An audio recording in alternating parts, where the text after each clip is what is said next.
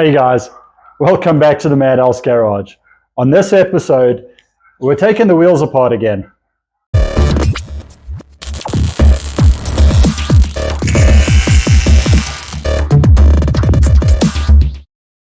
So why am I taking this wheel apart? Well, at the moment, I'm not happy with all the silver on the back of this bike. There's no contrast between the silver disc, the chrome rim, and the soon-to-be chrome swing arm and exhaust system. So to solve this problem, I'm planning on painting the inside of the disc black. This will then give us the contrast that I'm looking for, and will also make the disc match the front discs. Because brake discs generate a lot of heat, there's a few steps and requirements in order to paint them correctly. In this episode, we'll go through the whole process together. So in order to paint a brake disc, we need paint that can withstand high temperatures. So on that note, I'd like to say this video is not sponsored by Rust-Oleum, but I do buy all the Rust-Oleum paints for all my projects. So what I've got here is high temperature Rust-Oleum spray paint. I have primer, matte black, and a clear coat. First thing we need to do is remove these bolts.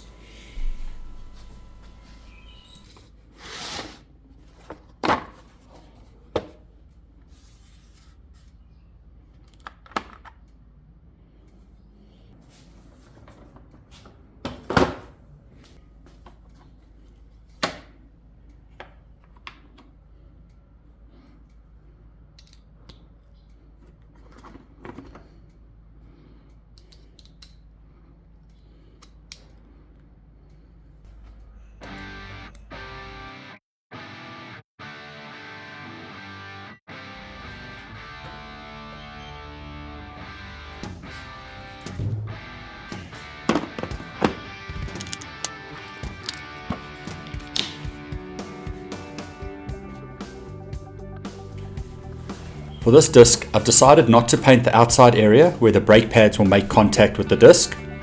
So I need to mask off those areas where we don't want paint. I'm going to need some masking tape and a good blade.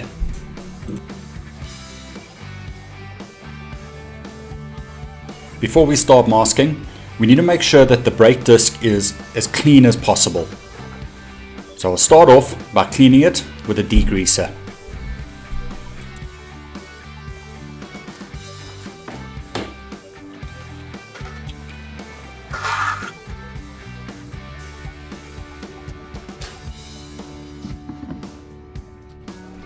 Because I'm painting a new brake disc, I won't have any issues with braking compound built up on the surface. This means I just have to ensure there's no oil or dirt on the metal itself, and we should get a good paint job.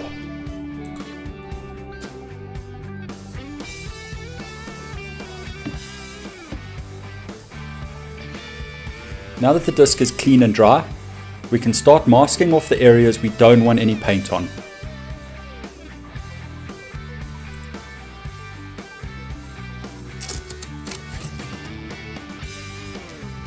And there we go.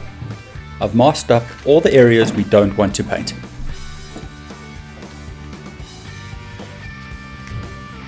The last thing we need to do is clean the surface with either methylated spirit or isopropyl alcohol to remove any leftover grime or oils in the metal. Always remember that meticulous prep work helps create a physical bond between the surface and the paint, leading to good paint adhesion and a durable, long-lasting finish. We start the paint job with a very thin, light coat of primer. This is to ensure we don't get any bleeding underneath the masking tape.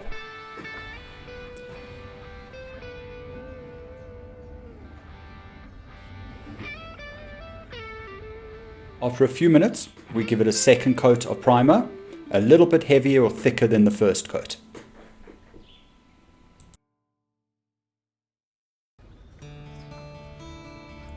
We'll leave the disc to dry for anywhere up to an hour before we can put on some color.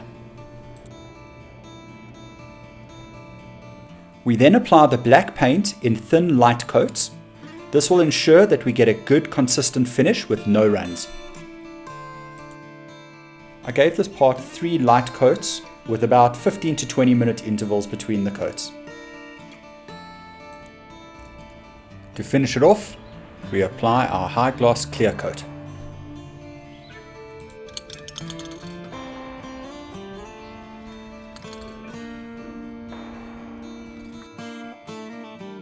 I then applied 2 coats of clear gloss, first one being a thin coat and the second one being a wet or thick coat of paint.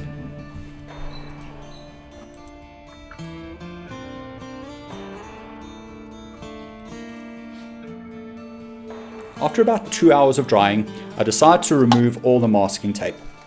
I do this while the paint is still soft and hasn't had a chance to bond with the masking tape. This will prevent any jagged edges when the tape is being removed.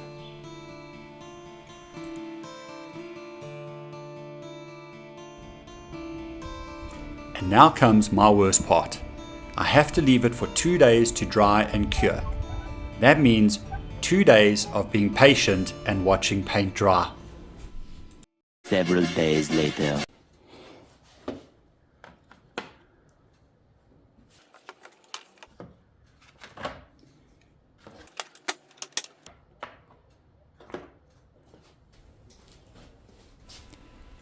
Now we can reassemble the wheel again. Got all the bolts ready, I've cleaned them up, got our thread locker, our torque wrench, so here we go.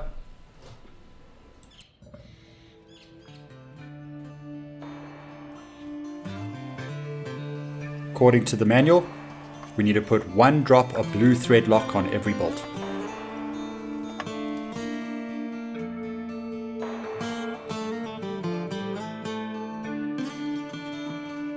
We can then torque every bolt to 20 foot-pounds.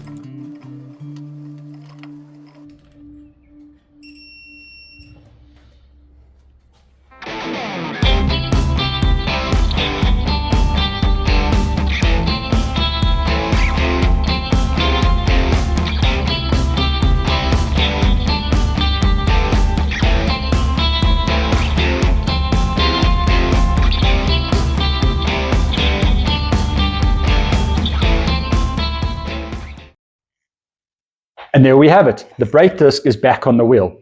I'm really glad we did this. I love the contrast we get now and the way the disc looks with the wheel. And I'm sure when we put it on the bike with all the new parts we have coming, it's really going to stand out more. If this is something you want to try at home, I really hope this video has helped you and shown you that it's pretty straightforward and easy to do. You just need to prep your surface correctly and get the correct paint. If you've enjoyed this episode and you'd like to see more, maybe consider subscribing. It'll really help us out. And give us a like and maybe drop us a comment. We'd love to hear from you guys. But for now, that's all the time we have. So we'll see you on the next episode.